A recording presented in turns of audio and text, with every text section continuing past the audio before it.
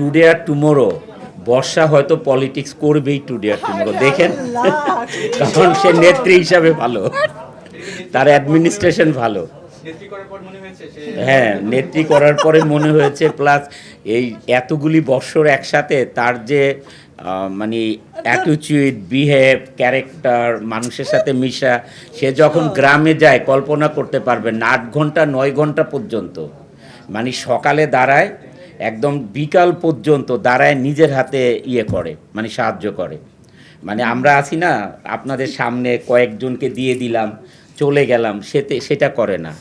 Even though স্কুলের bag আছে না, বাচ্চারা নিয়ে দেয়, এই ব্যাগ পিছনে নিয়ে ওইটার মধ্যে টাকা নিয়ে নিজের হাতে বিলাম, মানে নিজে 6 ঘন্টা 7 ঘন্টা 8 ঘন্টা পর্যন্ত দাঁড়ায় দাঁড়ায়।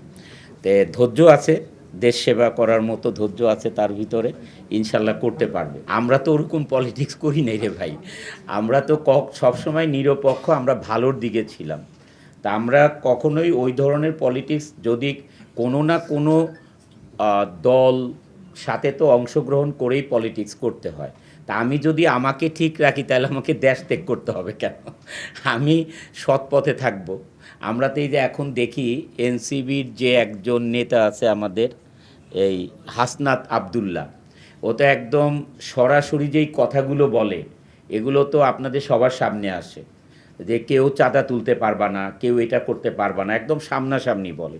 এই যে সৎ পথে থেকেও তো নেতৃত্ব দেওয়া যায়, তো এই ধরনের নেতৃত্ব দিলে তো আমার তো মনে হয় না জনগণ তাকে দেশ থেকে তাড়িয়ে দিবে। তো এটা হচ্ছে আমার বক্তব্য আর কি। আমি যদি সৎ থাকি তাহলে জনগণ তো জানেই যে আমি একজন সৎ মানুষ, তাহলে দেশ থেকে তাড়ানোর কোনো কথা না।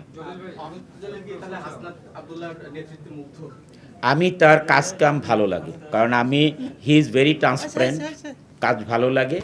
আমি এটা দেখেছি, যেটা সত্যি কথা এটা আমরা সবার সামনেই বলতে পারবো, কারণ এটা তো আর লুকানো জিনিস না, সবসময় ফেসবুক, ইউটিউব সব জায়গায় প্রচার হচ্ছে তার, এটা আপনাদের মাধ্যমেই প্রচার হচ্ছে, আমরা দেখছি। আমরা তো জানেন যে দুইজন এই যে এই রুম থেকে শুরু করলাম 2008-এ, আমরা দুইজন একসাথেই কাজ করি। মাঝে মাঝে তো গল্পের কারণে কেউ না কেউ আসে, বাট তারপরে তো আমরা দুইজন একসাথেই কাজ করি, দুইজন দুইজনকে ইন্সপায়ার করি, দুইজন দুইজনকে সহযোগিতা করি। আমি গল্প লিখি উপরে বসে, ও সারাক্ষণ স্যুপ নিয়ে যাবে, এইটা খাওয়াবে সেটা খাওয়াবে, কিছু আইডিয়া দিবে, তো সারাক্ষণ আছে এই সাথে, এবং ওর মাথায় কিন্তু অনেক ভালো ভালো আইডিয়া আসে। এই জন্যই বলি নেত্রী হতে পারবে। নেত্রী হলে গলা অনেক জোরে বানাইতে হবে না? জি না, যখন নেত্রীদের লিডার দেখবেন তখন দেখবেন এত জোরে কথা আমি পুরো সিনেমাতেই বলিনি, মানে ঘটনাটা পুরো উল্টে যাবে যখন সিনেমা হলে যাবেন, এই আর কি।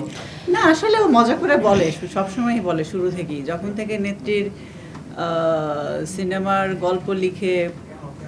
আর এই সিনেমার গল্পটা আসলে হঠাৎ করে সে একটা সিনেমা দেখছে, দেখার পরে আমাকে বলতেছে এই আমি একটা সিনেমা দেখেছি, আমার মাথায় একটা গল্প এখন ঘুরতেছে, কি করা যায়, আমি তোমাকে নেত্রী বানাবো, দেন সিনেমাটা করব।